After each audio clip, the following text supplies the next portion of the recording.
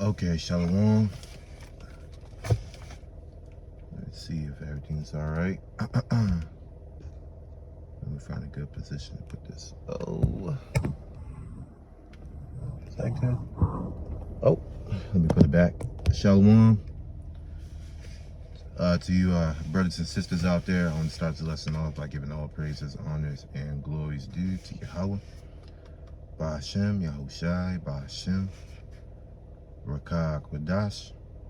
Double honors to my apostles, the elders, and bishops of Great Millstone, who rule and teach well. And also peace, blessings, and salutation out there to the elect, wherever you may be, to you sincere believers out there that believe in our testimony, and you also, you fellow laborers that do this truth in all sincerity. To you all I say shalom.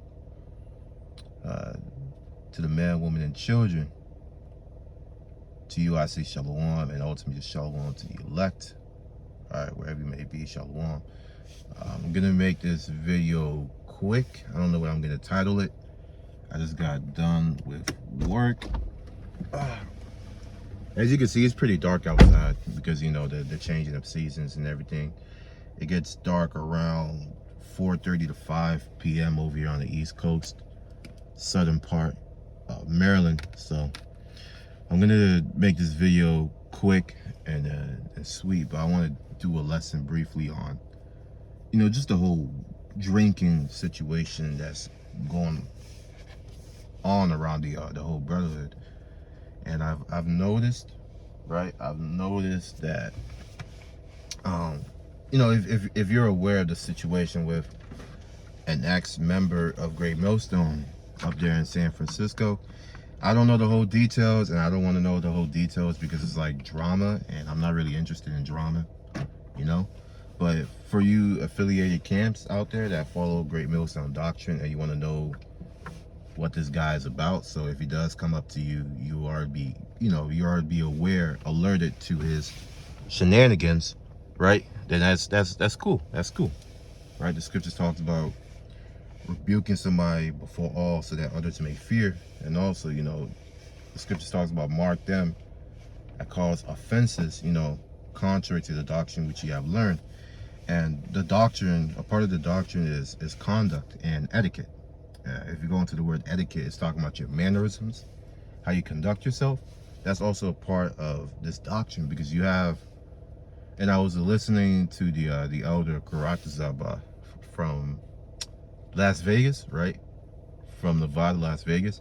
And he was saying that, you know, you can know all these scriptures, you can know everything, you can go deep into the scriptures and break everything down. That's cool and dandy and everything. But when it comes to your conduct, when it comes to applying the most basic commandment, the first commandment, the greatest commandment of all, is loving your brother as you love yourself, which a lot of brothers have a hard time doing, whether it be of a pride demon, whether it be of just low self-esteem. You know, we all come from broken backgrounds. You know, we all have trauma, right? We're all traumatized, you know, before we entered into this ministry, right? The scripture says that, you know, he that is whole needeth not a physician. So the Lord, he didn't come on this earth and give out his knowledge to those who are already full, those who are well and healthy, okay? And just because you have abs and you have all types of muscle and you have a low body fat and you can sprint for miles doesn't mean you're healthy, because the flesh, right? The flesh is temporary, but the spirit is eternal. So you could be sick in your mind, you could be sick spiritually, and that's why we seek comfort through these scriptures, okay? Because we are sick spiritually. We have ailments in the spirit, you know, that just cannot be uttered. Like, you know, the scripture says in the book of Romans, right? Groanings that cannot be uttered, but the Most High hears everything. The Most High sees and hears everything that we're going through, you know, through the body. So without further ado, the first scripture I want to go into is Sirach 31, I believe, right? Sirach 31 and verse 27. It says here, wine is as good as life to a man if it be drunk moderately. Okay, and that's what's really going on, right, amongst the body and those that used to be a part of the body, is you having a lot of men who just have drinking issues, right? Okay, they may be alcoholics, and when they get on the liquor, they start acting a fool. Okay, over here at DC, you know, the DC branch, Elder Raj Monaghan, he actually put out like an order, you know, saying that if you can't handle your liquor, then don't be around brothers drinking heavily. Okay, which is good advice, because you know we don't want to be in a part. Damn, it's really dark. We don't want to be at I guess you could say at a point in his ministry where now brothers may be offended at you because of what you have done. You know, maybe when you were drinking, you probably don't remember. So now, what does it do? It causes a lot of fractures within the body, and when the body is fractured, you know, strife comes, envy comes, and now the work of the Lord can't be done, because instead of you sitting there supposed to be thinking about scriptures when you're preaching, you're thinking about, you know, you having an image of a brother who might have done you wrong, and that can really disrupt the flow of the spirit. So it's better, you know, it's best for us to, you know, just pretty much move very circumspectly and wisely. Okay, which you know, that's the same word, they have the same meaning, but just move with caution now more so than ever, because we don't want to cause any fissures or fractures within the body, because the body is all we have. And if you look at the time that we're in, okay, the prophecy speaks for itself. What's going on there in the land of Israel, that's like the prelude to World War III, which, you know, I'm someone who's into history, and something that I've noticed is that, you know, through World War I and World War II, is usually there's a ground war, like a skirmish or a conflict between just two nations, and that conflict itself blows up into a global war. And that's what you're saying with World War III. Right now, it's just a little skirmish with battle troops. You know, you have on the ground troops, and then you have airstrikes here and there. But very soon, which Iran is already involved, right? But they're involved with proxies. Very soon, they're going to be involved with their real army, okay? And they're going to have casualties, and it's going to bring other nations to the conflict, because they have to honor their agreements, right? They have to honor their agreements on alliances that they have made, and defend, you know, their allies, okay? And that's going to bring more people, right, into the valley of Yehoshaphat. You know, the scriptures talk about the least of the flock drawing them out. I think that's Ezekiel, was it Ezekiel the 38th chapter? I forgot the exact verse, but the least of the flock drawing them out. The least of the nations, which is Amalek, right? He was the least of the nations, but he's also the first, right? But he's going to perish forever, pursuant to Numbers. I think it's Numbers, the 24th chapter, Balaam's prophecy, right? Anyway, let's get back into it. Wine is as good as life to a man if it be drunk moderately. So you got to do things moderately, not in excess, right? You don't want to be caught there, you know, drunken, spiritually and physically, when all hell breaks loose. You know, you want to have some self-control.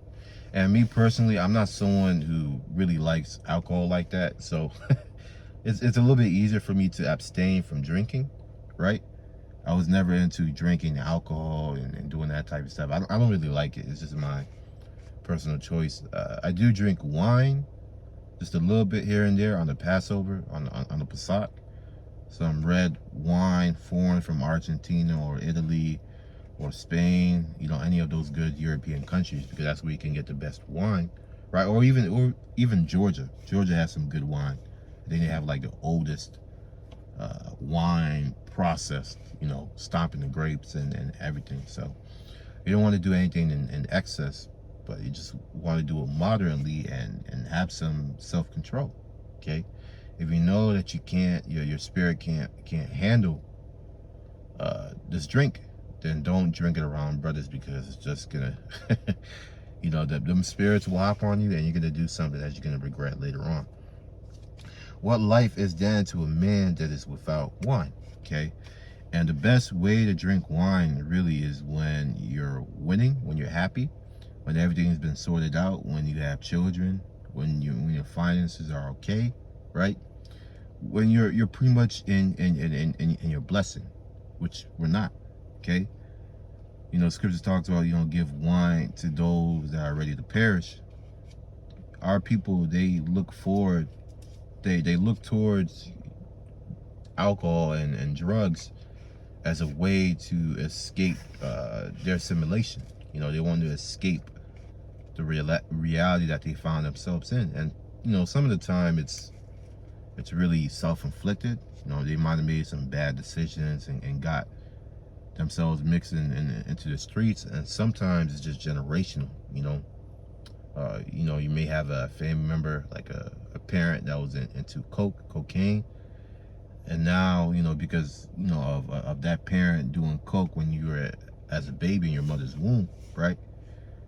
Now you have more of a tendency to do drugs. So that's what we call generational curses, which, you know, Yahweh, you know, that's the reason why he's here, is to break and sever those chains, right, that was placed upon us. Okay. Where was I? For it was made to make men glad, and when wine is drunk, right? When you are winning, and you know, your wife is in order, your children are in order, you have substance. It's a beautiful thing, because it really unlocks the mind to relax and take in the experience, right?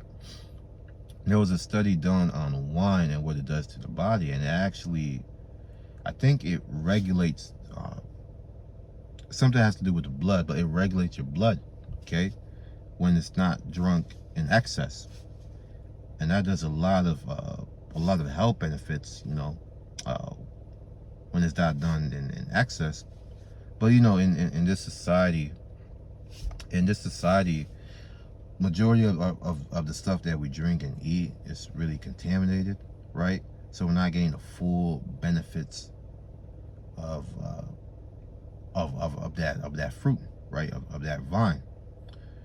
When we're in the kingdom, though, we're gonna see how things were meant to be, okay? Like the vegetables, the nutrients that we get from it. We're gonna see the full benefit of it. Going back, verse 28, when wine measurably drunk